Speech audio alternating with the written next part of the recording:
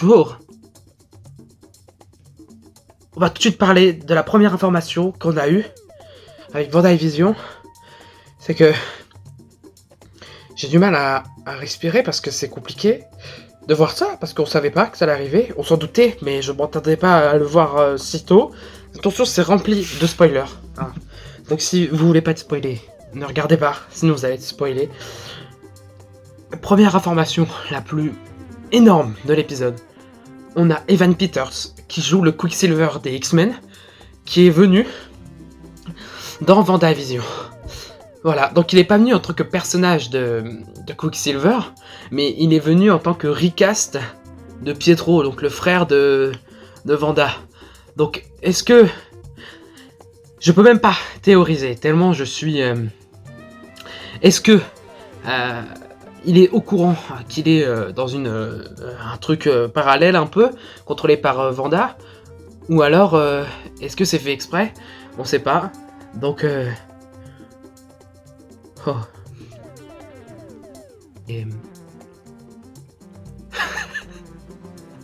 on a enfin un des X-Men qui arrive.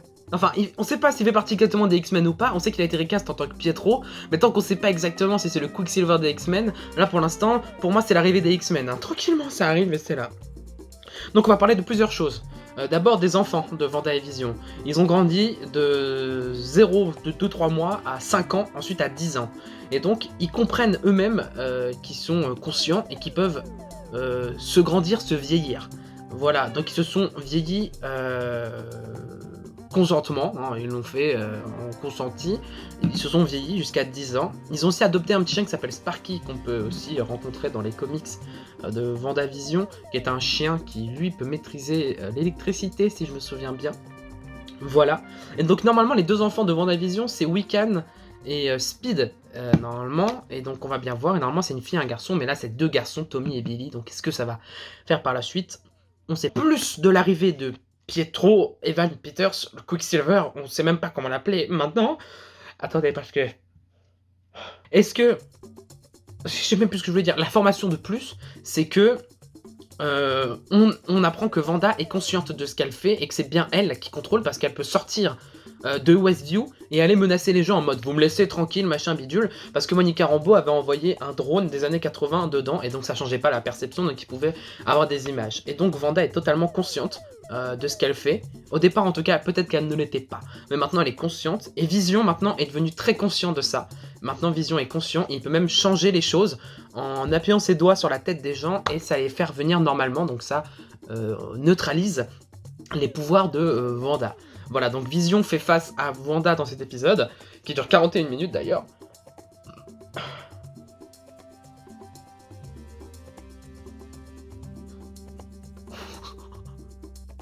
Pardon, mais c'est incroyable en fait.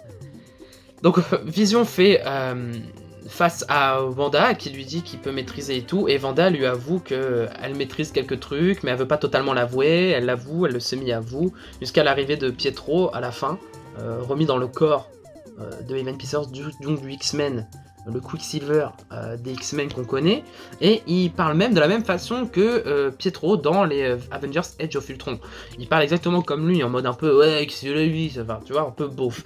Donc, est-ce que c'est vraiment juste la version de Pietro qu'on avait dans le MCU, et ensuite ça va être remplacé parce que Wanda peut changer la réalité, donc changer les objets, les décors, les vêtements. Voilà. Et ensuite, information de plus qu'on a, c'est que Wanda du coup peut maîtriser les vêtements, et on apprend aussi que les vêtements de Géraldine, donc de Monica Rambeau quand elle était dedans, étaient en Kevlar. Donc le Kevlar c'est un espèce de liquide fluonucléonien. Voilà, ce qui permet de retirer les balles. En fait, c'est un liquide où quand tu vas tout doucement, ça rentre, mais quand ça va vite, ça crée une espèce de barrière et tu peux pas rentrer, donc c'est ça de Kevlar. Et donc Wanda, elle l'a protégé, voilà. Et donc, voilà. Et donc on apprend aussi que Wanda peut maîtriser tout le monde, et je n'ai rien d'autre à dire. Cet épisode était dingue, hein. Il n'était pas plus dingue que le 4ème, bizarrement, mais je l'ai trouvé vraiment bien. Et surtout, que les gamins comprennent que leur mère change tout et que eux-mêmes peuvent se vieillir eux-mêmes. Donc, stylé, voilà. Donc j'ai rien d'autre à dire, à part en attendant les prochaines vidéos des théories que je vais faire bientôt.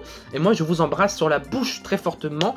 Et des bisous, à bientôt. Et à bientôt pour le 6e épisode. Et j'espère que vous avez kiffé. Moi je...